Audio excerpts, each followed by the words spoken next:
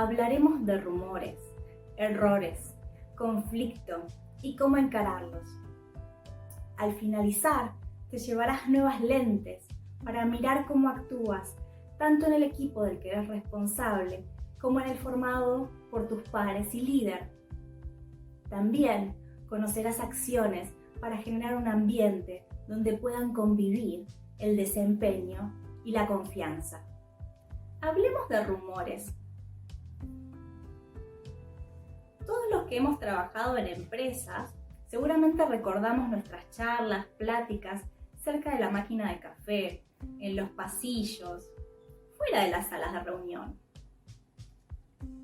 Los intercambios informales agregan valor. Cuando reconocemos a nuestros colegas como seres humanos, con sus experiencias y desafíos, tenemos más apertura, menos elucubraciones, miedo, enojo. Cuando hablamos con personas fuera del equipo e incluso de la organización, descubrimos nuevas tendencias, nuevas herramientas, incluso cambios que se generan en otros sectores y van a impactar en el nuestro. ¿A qué voy? No veo nada malo en la comunicación informal. La velocidad de las redes no oficiales es mucho mayor. La dificultad aparece cuando las conversaciones relevantes no se dan en los foros donde las necesitamos. El problema sucede cuando las reuniones oficiales se vuelven procesos burocráticos, intercambios superficiales sobre síntomas. Nos perdemos de preocupaciones genuinas, de las ideas. Son los miembros del equipo los que conocen mejor el negocio, las oportunidades, los obstáculos. Tener esas conversaciones en los foros adecuados nos permite amplificar las ideas y resolver los verdaderos problemas. Uno de los primeros cambios que noté al tener mi primer equipo a cargo fue que empecé cada vez a enterarme de menos. Lo que aprendía en almuerzos y charlas con compañeros ya no estaba. Empecé a ser parte de foros donde se discutían evaluaciones y regulaciones y cada vez sabía menos qué era lo que estaba en la mente de los miembros de mi equipo. Las conversaciones informales nos permiten obtener información cuando no confiamos en los canales oficiales. Nos permiten hacer catarsis de ese enojo, esa frustración, esos conflictos que tenemos con terceros. El inconveniente es que actuar de esta forma nos da un alivio temporal, nos evita el dolor que implica resolver realmente el conflicto interpersonal, nos distrae del problema raíz y de hacernos responsables de la solución. Muchas veces, sin darnos cuenta, nutrimos a un sistema que premia a quien genera el rumor con la atención de la audiencia. Y castigamos como compañeros, acusando de soplones, metiches, botones a quienes traen malas noticias a los foros oficiales. Y como líderes, muchas veces matamos al mensajero. ¿Qué podemos hacer como líderes? Primero, ser sinceros con nosotros mismos. ¿Qué ambiente? ¿Qué dinámica? ¿Qué nivel de transparencia queremos en nuestro equipo? Cuando hay grandes cambios, como reorganizaciones o salidas abruptas de miembros, se genera incertidumbre, vacío. Si no brindamos información, rápidamente prosperan rumores. Sugiero comunicar con frecuencia, ser lo más transparente que podamos.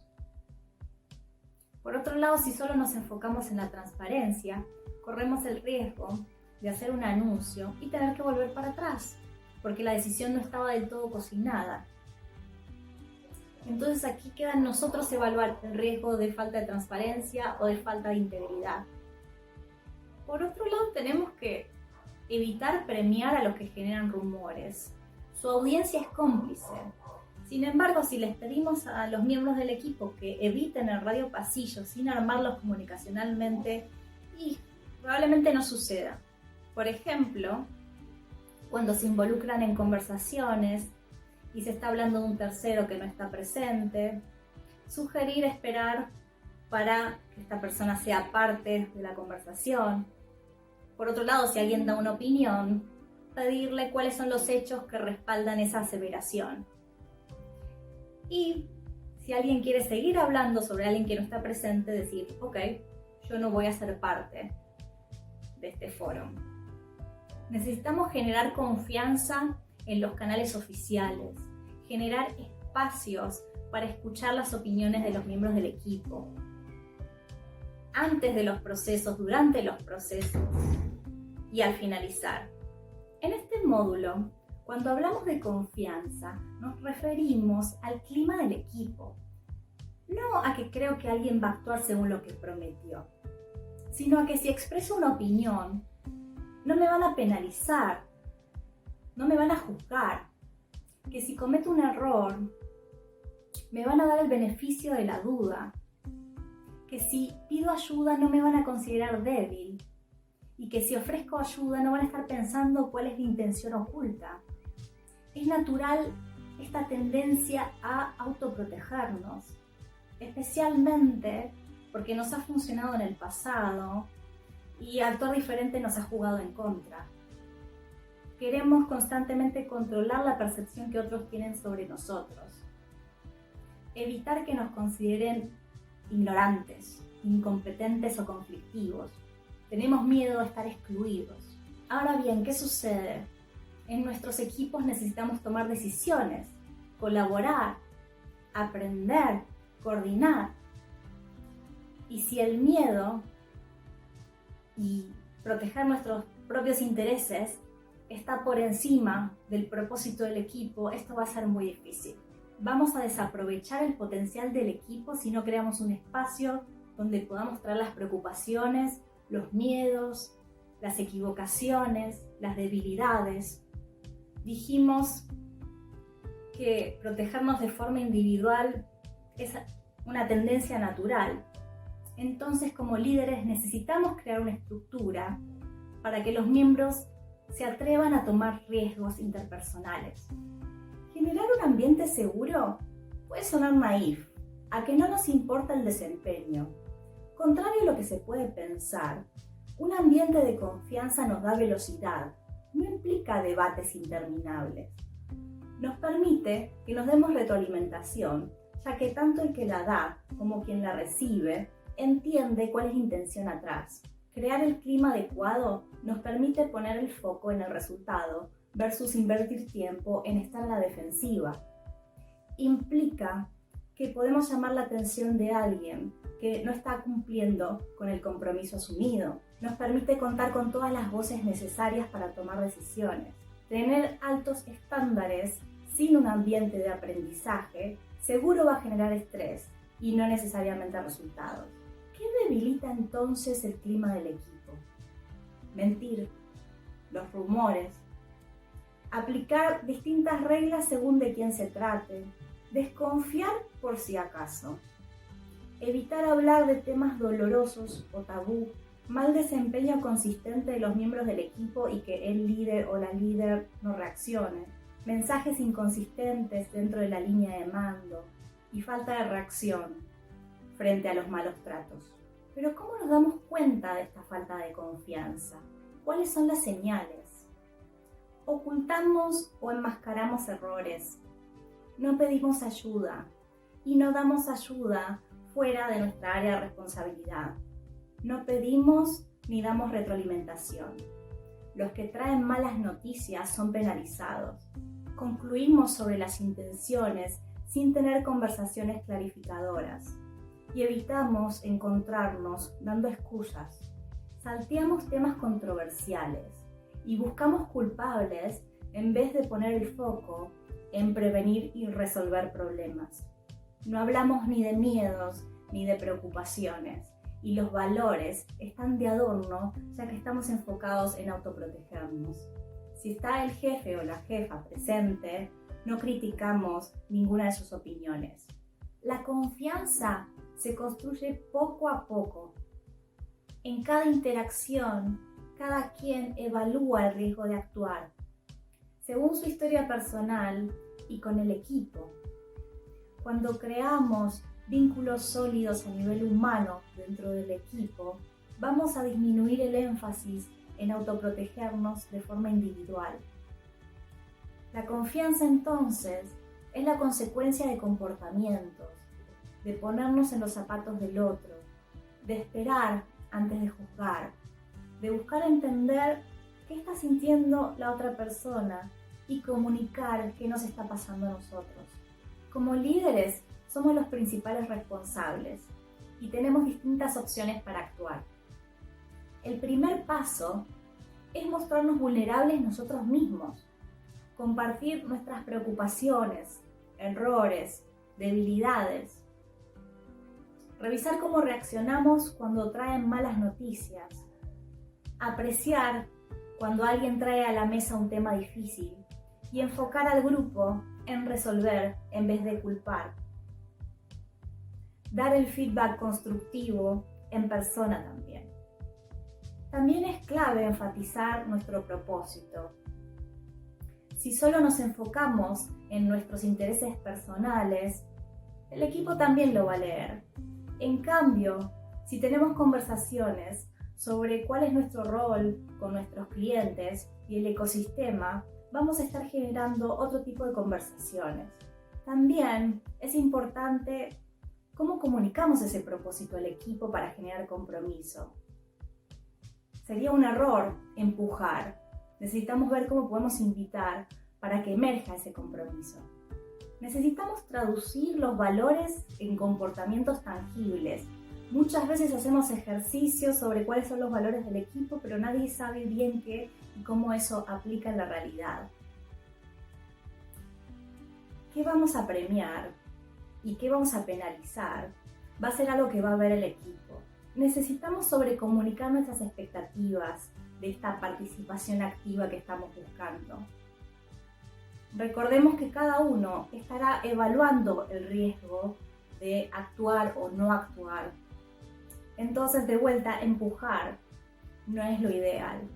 Es mejor crear un clima de humildad, de curiosidad y escucha para que los miembros se sientan invitados a realmente ser parte de la conversación. Necesitamos desestigmatizar el fracaso. Y por otro lado, debemos establecer dónde está el límite.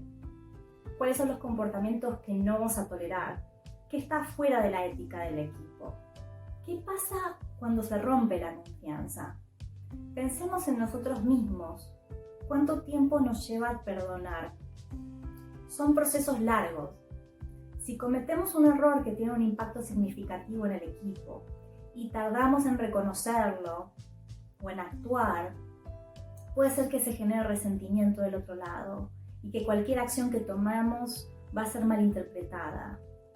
Por otro lado, puede ser que seamos nosotros los que perdemos la confianza en alguien. Y aquí debemos ver cómo reaccionamos. Es normal que nos sintamos enojados, frustrados. El tema es que el comportamiento que tengamos va a impactar en la cultura del equipo. Cómo queremos que los demás reaccionen frente a los errores, frente a las equivocaciones. El conflicto tiene mala fama. Hay cierta expectativa de armonía constante, de falta de desacuerdo. Se ve al conflicto como que alguien gana, alguien pierde, se deterioran las relaciones. Quien gana se lleva renombre, quien pierde sale humillado. Y hay una aparente armonía que esconde resentimiento. Hay conflictos buenos. Para que el conflicto sea funcional, necesitamos considerar en principio a todas las perspectivas como válidas, independientemente de dónde vienen. Necesitamos invitar la controversia a los foros adecuados.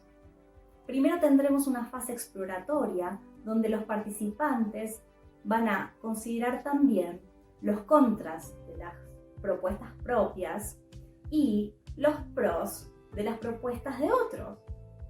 Y al final, quien gana no es una persona, gana una propuesta en una circunstancia, en un contexto particular. ¿Qué hacemos con los errores? Muchas veces decimos que el error es clave para aprender, pero ¿cuántos de nosotros estamos dispuestos a que aparezca con un cliente, con un proveedor, en nuestro equipo, en las reuniones con nuestros pares y líderes? No conozco personas que disfruten de los errores. Sin embargo, el error está, sucede, y va a ser difícil prevenirlo, resolverlo, obtener información para aprender de él si no lo traemos a la mesa. Saber que podemos fallar nos genera un miedo muy particular. No de reparar el daño que podemos causar, sino de no estar preparados emocionalmente a la reacción de nuestros pares o líderes cuando se enteren. Aumentar el clima de confianza disminuye la frecuencia de este miedo interpersonal. Para eso necesitamos un compás. ¿Cuáles son los errores graves?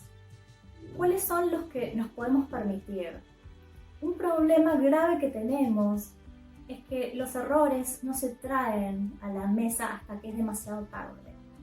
Si reacciono penalizando a todos los errores por igual, el equipo no los va a traer a la mesa. Conocer el error es el primer paso. Luego necesitamos saber qué tipo de error es. ¿Es un error por falta de atención o habilidad en un proceso estándar? ¿Lo cometemos acaso frecuentemente? ¿Es un error en un proceso que cuenta con muchas variables, en un proceso complejo, donde es difícil predecir desviaciones? ¿Es un error producto de experimentar, de innovar? ¿O es un error que está fuera de nuestros límites, fuera de lo que admitimos dentro del equipo? Un error que no fue un error, sino una acción a propósito intencional. ¿Qué podemos hacer con los distintos tipos de errores? Si es un problema de habilidad o de falta de atención, en principio entrenamiento y clarificar expectativas. Si se repite con frecuencia, ahí sí considera una acción correctiva o una penalización. Si es un error producto de la complejidad del sistema, necesitamos aprender y optimizar el proceso. Si se trata de un error en una experimentación, en una innovación, asegurarnos de que suceda cuando la escala es correcta, antes de amplificarlo. En todos los casos, recomiendo generar un ambiente donde pensemos, ok, lo que estoy haciendo va a tener repercusión en mi equipo nada más, en mi área, en lo que soy responsable solamente, o puedo afectar a otros procesos. Para finalizar, te propongo el siguiente ejercicio. ¿Qué comportamientos ves en tu equipo que propician la confianza y cuáles la ponen en riesgo? ¿Cómo se resuelven los conflictos en el equipo? ¿Qué errores se cometen en el equipo y cómo actúas frente a los mismos? ¿Qué cambios de comportamiento puedes realizar para generar el clima que deseas para tu equipo?